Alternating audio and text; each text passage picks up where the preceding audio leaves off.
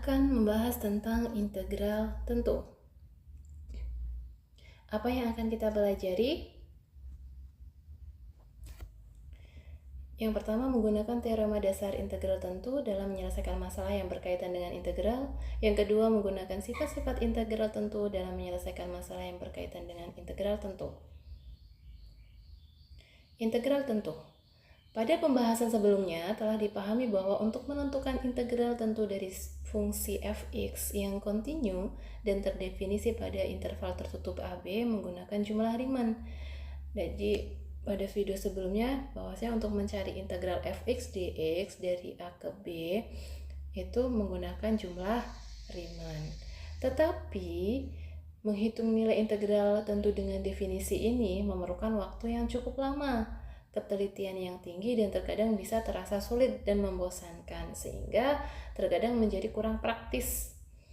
Nah, karena inilah ada teorema dasar kalkulus yang memberikan cara lebih efisien dalam menghitung nilai integral tentu, yaitu jika fx adalah fungsi kontinu pada interval AB dan f besar x adalah antiturunan atau fungsi primitif dari fx, f kecil, maka rumusnya adalah integral fx dx dari A ke B sama dengan antiturunannya yaitu f besar x dibatasi dari A ke B sama dengan fb dikurangi fa. Sifat integral, misalkan A, B, C elemen real, A kurang dari B dan C elemen AB. Jika fx dan gx merupakan fungsi kontinu dalam interval tertutup AB, maka sifat yang pertama, integral fx dx dari A ke A itu hasilnya 0. Kemudian yang kedua, integral fx dx dari A ke B itu sama dengan negatif integral fx dx dari B ke A. Kemudian yang ketiga, integral fx dx dari A ke B itu sama dengan K dikalikan fx dx dari A ke B. Kemudian yang keempat, integral fx dikurangi ataupun ditambah gx dx dari A ke B itu sama dengan kita mencari integral dari fx-nya dulu, kemudian dijumlahkan atau dikurangi integral dari gx-nya. Kemudian yang kelima, integral fx dx dari A ke B itu sama dengan integral fx dx dari A ke C ditambah integral fx dx dari C ke B, di mana C itu lebih besar dari A dan C kurang dari B. Itulah sifat-sifat integral. Kemudian kita untuk lebih jelasnya kita perhatikan beberapa contoh berikut ya. Contoh yang pertama, tentukan integral 4x dx dari 1 ke 2. Itu jadi menurut sifat yang kedua tadi, koefisien 4 ini bisa kita keluarkan menjadi 4 dikalikan integral x dx dari 1 ke 2. Kemudian kita cari integralnya, ini antiturunannya yaitu x kuadrat per 2, batas bawahnya 1, batas atasnya 2.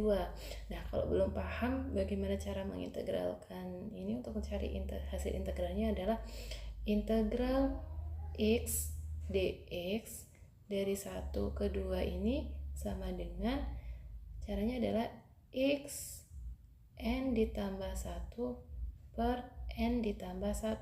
N-nya kan di sini. X itu kan sama dengan x pangkat 1.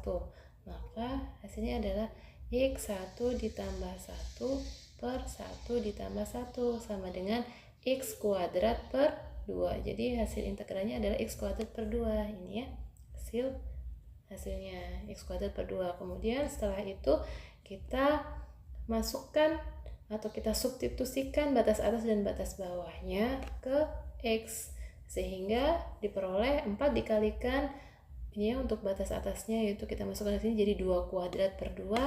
Ini untuk batas bawahnya 1 kita masukkan ke x jadinya 1 kuadrat per 2. Sehingga diperoleh 4 dikalikan 3 per 2 sama dengan 6. Nah, kalau kita melihat sifat yang kedua tadi, apakah akan nilainya sama? Kita coba lihat ya. Integral 4x dx dibatasi dari 1 ke 2 sama dengan negatif integral 4x dx dari 2 ke 1. Nah, ini sifat yang kedua. Kita akan melihat apakah sifat yang kedua beneran berlaku gitu ya. Maka di sini koefisien 4-nya kita bisa taruh di depan di sini. Jadi negatif 4 integral x dx dari 1 ke 2 sama dengan dari 1 ke 2, dari 2 ke 1. Maaf ya, di sini salah. Dari 2 ke 1 sama dengan hasil integral x-nya ini tadi adalah x kuadrat per 2, batas bawahnya 2, batas atasnya 1. Kita substitusikan ya. Hasilnya ini batas atasnya kita substitusikan ke x, hasilnya 1 kuadrat per 2, batas bawahnya 2 ini kita substitusikan ke x, hasilnya adalah 2 kuadrat per 2. Sehingga diperoleh negatif 4 dikalikan negatif 3 per 2, hasilnya adalah 6. Jadi sama ya hasilnya 6, sehingga sifat yang ini benar. Kemudian contoh yang kedua. Tentukan integral 2x dikurangi 3 dikuadratkan dx dari negatif 1 ke 3. Itu sama dengan ini kita kuadratkan, hasilnya adalah 4x kuadrat dikurangi 4x ditambah 9. Kemudian kita pecah ya. Kita bisa mencari integral dari x kuadratnya terlebih dahulu, kemudian x, kemudian 9. Sehingga hasil integral dari x kuadrat itu adalah x pangkat 3 per 3 ya, pakai yang tadi x n plus 1 per n plus 1. Kan ini n-nya adalah 2 ditambah 1 3. Kemudian di bawahnya 2 ditambah 1 adalah 3. Batas bawahnya negatif 1, batas atasnya 1 dikurangi hasil integral x adalah x kuadrat per 2. Hasil integral dari 9 adalah 9x.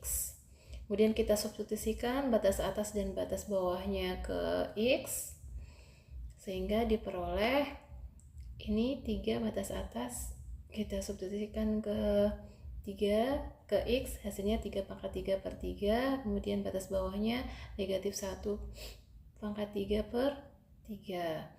Nah, untuk yang ini batas atasnya 3 kita substitusikan jadi 3 kuadrat per 2, batas bawahnya kita substitusikan jadinya negatif 1 kuadrat per 2. Kemudian ini juga 3, batas atasnya substitusikan jadi 9 kalikan 3, batas bawahnya jadi 9 dikalikan negatif 1. Kemudian kita hitung hasilnya jadinya 4 dikalikan 28 per 3 dikurangi 4 dikalikan 8 per 2 ditambah 36, sehingga hasilnya adalah 92 per 3. Kemudian contoh yang ketiga. Tentukan nilai A jika integral 2x ditambah A dx dari negatif 1 ke 2 itu sama dengan negatif 6. Jadi di sini kita akan mencari nilai A di sini. Maka dengan cara yang pertama ini kita keluarkan ya, koefisien ini kita bisa taruh di depan. 2 integral x dx negatif 1 pangkat 2 ditambah integral a dx negatif 1 ke 2 sama dengan negatif 6. Jadi ini kita mencari integralnya, kita pisah-pisah ya, seperti sifat yang sebelumnya itu. Maka hasil integral dari x itu adalah x kuadrat per 2, batas bawahnya negatif 1, batas atasnya 2. Kemudian hasil integral dari a dx itu adalah ax, batas bawahnya negatif 1, batas atasnya 2 sama dengan negatif 6. kita masukkan atau kita substitusikan batas atas dan batas bawahnya ke X sehingga diperoleh ini untuk batas atasnya. Ya, ini untuk batas atasnya yaitu 2 pangkat 2 per 2. Ini untuk batas bawahnya negatif 1 kuadrat per 2. Kemudian yang ini 2 dikalikan A dikurangi kan negatif 1 dikalikan X, maka jadinya negatif A. Sehingga diperoleh 2 dikalikan 3 per 2 ditambah 3 kali A sama dengan 6. Maka di sini jadinya 3 ditambah 3A sama dengan negatif 6.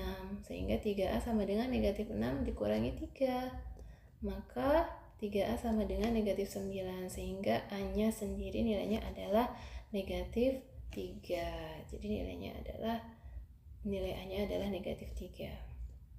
Kemudian contoh yang keempat, tentukan nilai A jika integral akar X dx dari 0 ke A sama dengan 18. Kita cari nilai A, dan nilai A ini batas atasnya berarti ya.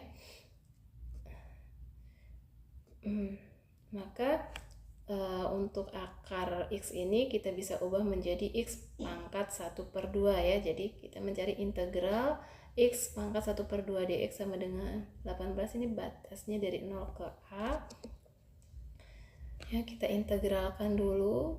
Ini X pangkat setengah hasilnya adalah X pangkat 3 per 2 per 3 per 2. Batasnya dari A ke A. Jadi kalau yang masih belum paham ya, karena di sini ada pecahan kemudian bingung ya caranya, maka berarti di sini X pangkat setengah ya, integral ini itu kan sama dengan X pangkat tadi apa, N plus 1 per N plus 1 kan sama dengan N-nya di sini berapa? Setengah ditambah 1 per setengah ditambah 1 sama dengan berapa? Setengah ditambah 1 adalah 3 per 2. Di sini juga per 3 per 2. Nah, berarti sama dengan X pangkat 3 per 2 per 3 per 2 ya. Ini hasilnya sama kan. Nah, sehingga diperoleh A pangkat 3 per 2. Jadi kita substitusikan ya batas atas dan batas bawahnya ke X. Jadi X ini digantikan oleh A dan 0. Nah, ketika batas atasnya kita substitusikan, hasilnya ini A pangkat 3 per 2 per 3 per 2 dikurangi batas bawahnya kita substitusikan ke X, jadinya 0 pangkat 3 per 2 per 3 per 2 sama dengan 18. Nah, sehingga diperoleh A pangkat 3 per 2 sama dengan 18 dikalikan 3 per 2. Maka sama dengan 27 ya. Di sini A pangkat 3 per 2 sama dengan 27. Pangkatkan kedua ruas dengan 2 pangkat 3. Jadi kedua ruas ini kita sama-sama pangkatkan dengan 2 per 3. Sehingga diperoleh A sama dengan 3 pangkat 3 pangkat 2 per 3. Ini kan, kalau ini kenapa jadi A? Ini kan habis, kalau dikalikan kan 3 kali 2, 6. 2 kali 3, 6. 6 per 6, 1. Sama dengan ya, jadi diperoleh A-nya adalah 9. Ya, nilai A adalah 9. Nah, kemudian itulah ya pembahasan tentang integral tentu. Jadi integral tentu itu bisa kita cari hasilnya dengan mencari antiturunannya. Jadi tidak harus menggunakan jumlah Riemann yang prosesnya sangat panjang dan butuh ketelitian yang sangat jeli gitu. Jadi demikianlah video kali ini, semoga bermanfaat. Terima kasih.